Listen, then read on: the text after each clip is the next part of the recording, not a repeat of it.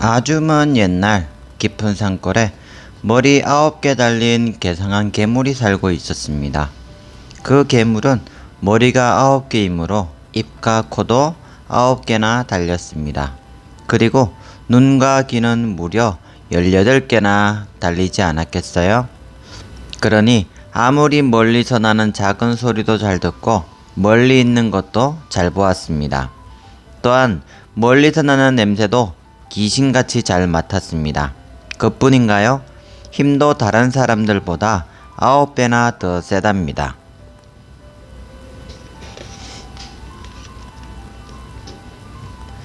이 괴물은 마음씨가 무척 나빠서 가끔 마을로 내려와 곡식과 금은보화를 마구 빼앗아 갔습니다. 뿐만 아니라 예쁜 여자만 보면 붙잡아다 자기 색시로 삼았습니다. 그래서 이 괴물도둑이 사는 근방 사람들은 언제나 두려움에 떨면서 살았답니다. 산에서 무엇이 움직이는 것만 보아도 깜짝 놀랐습니다. 저기 괴물이 오나 보다. 모두들 괴물을 무서워했습니다. 워낙 힘이 세기 때문에 누구도 괴물을 없앨 엄두를 내지 못했습니다. 이 마을에 한 젊은이가 예쁘기로 온 동네에 소문이 난 아내와 행복하게 살고 있었습니다. 하루는 저녁 준비를 하느라고 하녀와 같이 우물에서 물을 깃고 있었습니다. 그때 갑자기 쿵 하고 큰 소리가 났습니다. 잠시 후 그곳에는 보기에도 끔찍한 머리 9 달린 괴물이 나타났습니다. 히히히, 너 참 예쁘구나. 데려다 내 마누라를 삼아야겠다. 아유, 사람 달려요! 소리를 질렀지만 아무 소용이 없었습니다. 괴물은 젊은이의 아내와 하녀를 업고 산으로 도망쳤습니다.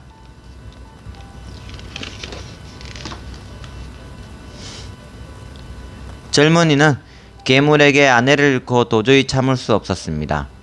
이놈의 괴물, 어디 두고 보자. 내가 원수를 갚아주마. 젊은이는 날이 밝자 괴물 도둑을 찾아 산으로 떠났습니다.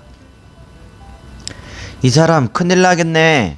공연히 가보았자 자네 목숨만 잃게 되니 참게나 참아. 사람들이 말렸지만 젊은이는 그대로 산으로 들어갔습니다. 괴물이 어디에 사는지 알 수가 없었습니다.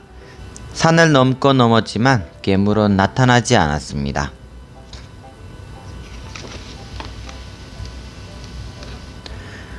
마침 그때 조그만 오막살이 집 한 채가 눈에 띄었습니다.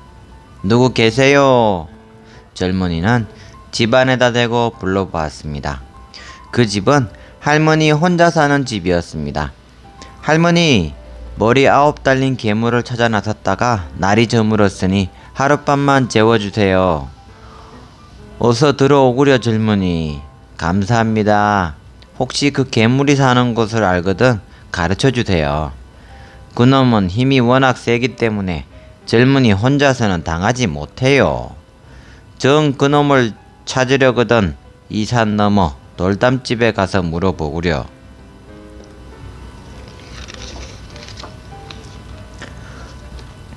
하룻밤을 할머니 집에서 자고 난 젊은이는 다시 산을 넘었습니다. 바로 이 돌담집이로군. 계십니까? 누구슈? 이 깊은 산 중에 웬 사람이오? 수염이 하얗고 신선같이 생긴 할아버지가 나와서 물었습니다. 이에 머리 9개 달린 도둑에게 아내를 빼앗기고 원수를 갚으려고 찾아가는 길인데 혹시 어디에 있는지 아시면 가르쳐 주십시오. 안 돼! 젊은이 혼자서 어떻게 당하려고 그 괴물을 찾아간단 말인가? 할아버지는 목숨만 뺏긴다고 가르쳐 주지 않았습니다. 할아버지, 저는 아내를 구해야 합니다. 제발 좀 가르쳐 주십시오. 정 그렇다면 저 바위를 들어보게. 젊은이는 할아버지가 가리키는 큰 바위를 들려고 했지만 꿈쩍도 하지 않았습니다. 안 되겠군. 이것을 먹고 들어보게. 할아버지는 젊은이에게 커다란 산삼 한 뿌리를 주었습니다. 산삼을 먹고 나니 겨우 무릎까지 들 수 있었습니다. 안 되겠군. 이걸 먹고 다시 들어보게.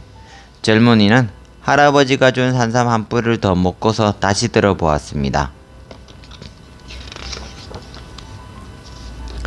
이번에는 가슴까지 겨우 들 수 있었습니다. 도저히 안 되겠군. 이 산삼을 하나 더 먹고 다시 한번 들어보게. 젊은이는 산삼을 3뿌리나 먹었습니다. 그러자 이번에는 머리 위까지 돌을 번쩍 들어 올릴 수가 있었습니다. 됐네. 그 정도면 괴물과 싸워도 이길 수가 있지. 하지만 맨손으로는 곤란하니까 이 칼을 가지고 가게. 이 길로 한참 가다 보면 흰 돌이 있을 테니 그 돌을 치우고 땅 밑으로 내려가 보게. 할아버지는 보금까지 주며 괴물이 있는 곳을 가르쳐 주었습니다.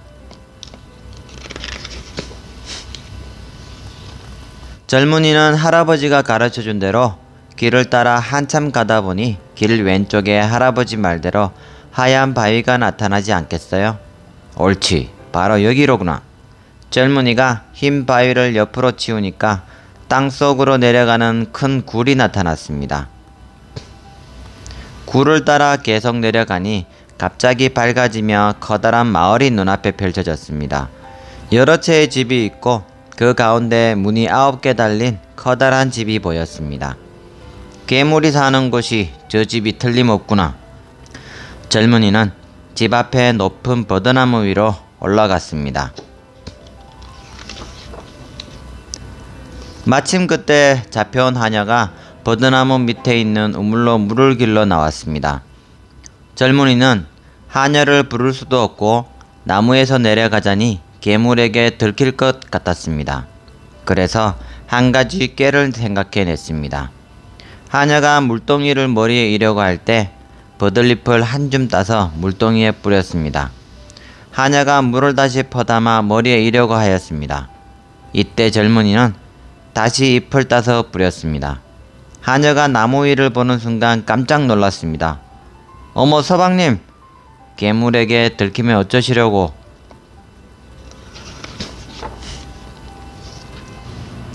괴물은 지금 어디 있느냐? 땅 밖으로 도둑질하러 갔는데 곧 있으면 올 거예요. 괴물이 오기 전에 나를 좀 숨겨다오. 하녀는 젊은이를 큰 광으로 데리고 갔습니다. 마님은 어디 계시니? 예, 안채에 계신데 곧 알리고 올게요. 하녀는 부지런히 안채로 갔습니다. 마님, 서방님이 찾아오셨어요. 뭐? 죽으려고 여기까지 왔구나. 그냥 내버려 두라. 하녀는 이 말을 젊은이에게 전했습니다. 단단히 마음이 변했구나. 젊은이는 분해서 견딜 수가 없었습니다. 그러나 젊은이는 괴물을 없앨 때까지는 어쩔 수가 없었습니다. 그때 멀리서 쿵 하는 소리가 들렸습니다. 저건 무슨 소리냐? 젊은이는 황급히 물었습니다. 예, 서방님, 괴물이 심리 밖에 왔다는 소리랍니다. 얼마 후면 집 안으로 들어올 겁니다. 조금 있더니 더 크게 쿵 하는 소리가 났습니다. 저 소리는 오리 밖에 왔다는 소리예요. 조금 있으니까 이번에는 아주 가까운 곳에서 와당탕 하고 괴물이 집으로 들어오는 소리가 났습니다. 9대문을 열어젖히며 18개의 눈을 번뜩이며 집으로 들어오고 있었습니다. 그때 젊은이의 아내는 안채에서 뛰어나오며 말했습니다.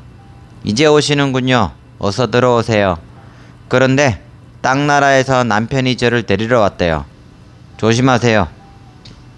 젊은이는 이 말을 엿듣고는 분해서 손이 부들부들 떨렸습니다. 기회를 보기 위해 참으려고 해도 더 참을 수가 없었습니다. 네 이놈 괴물아! 이 칼맛을 봐라! 너무 분한 젊은이는 칼을 빼어들고 밖으로 뛰어나갔습니다.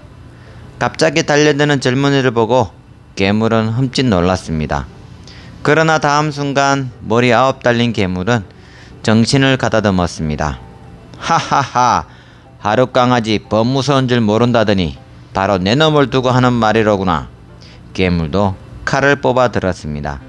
아니 어떻게 한다지? 아내와 하녀는 한쪽에서 떨고만 있었습니다. 젊은이와 괴물의 칼싸움이 시작되었습니다. 둘은 서로 뒤엉켜 싸웠으나 싸움은 좀처럼 끝나지 않았습니다. 이것을 보고 있던 젊은이의 아내는 젊은이의 칼 쓰는 솜씨를 보고 괴물이 다칠까봐 안달이 났습니다.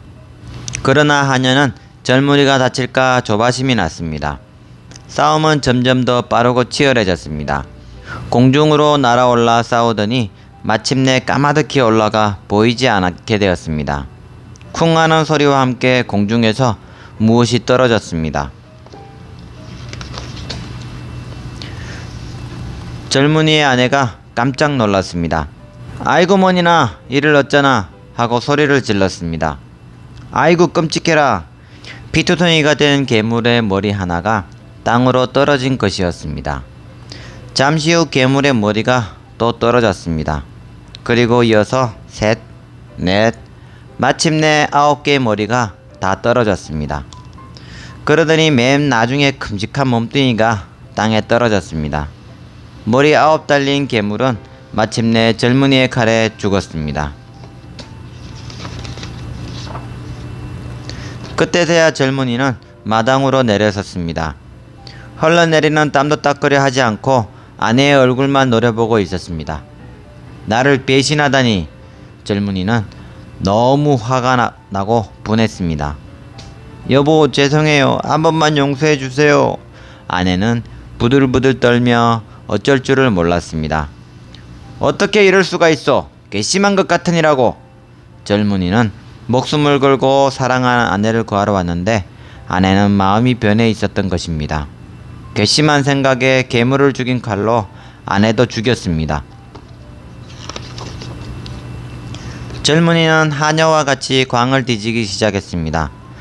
커다란 광마다 곡식이 가득 쌓여 있고 금은보화도 가득 들어 있었습니다. 젊은이와 하녀는 너무 놀랐습니다. 또 어느 광에는 괴물에게 잡혀온 사람들이 꽉 차 있었습니다. 그러나 이 사람들은 먹을 것을 주지 않아 거의 굶어서 죽어가고 있었습니다. 또 어느 강에는 소와 말들이 여러 마리가 갇혀 있었습니다. 이런 나쁜 놈을 봤나? 이렇게 많은 사람과 보물들을 훔쳐오다니.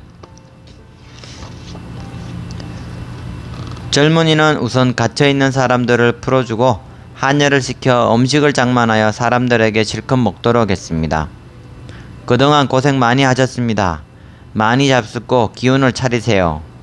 여기 쌓여있는 곡식과 보물을 나누어 가지고 집으로 돌아가세요. 하며 곡식과 보물을 나누어 주었습니다. 참으로 고맙소이다. 정말 하늘이 내리신 분이로군요. 나쁜 괴물을 없애고 우리에게 은혜까지 베풀어 주시다니 고맙습니다. 음식을 배불리 먹고 기운을 차린 사람들은 소와 말을 끌고 왔습니다. 갇혀있던 사람들은 젊은이에게 너무나 고마워서 눈물을 흘리는 사람까지도 있었습니다. 고마우신 젊은이, 이 은혜를 어떻게 갚아야 할지 모르겠군요. 원 천만의 말씀을 다하세요. 원수를 갚고 제가 할 일을 했을 뿐인걸요. 젊은이는 당연하다는 듯이 말했습니다. 그리고 젊은이와 하녀는 많은 보물과 곡식을 소와 말에 실을 수 있는 대로 잔뜩 실었습니다. 여러분, 여기 남은 금은보와 곡식은 여러분의 것이에요. 전부 가지고 댁으로 돌아가세요. 식구들이 기다리고 계십니다. 모두 떠날 준비를 하였습니다.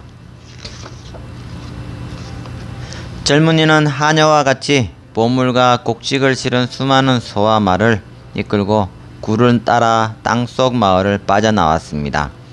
우리도 보물을 가지고 이곳을 떠납시다. 사람들은 보물을 챙겼습니다.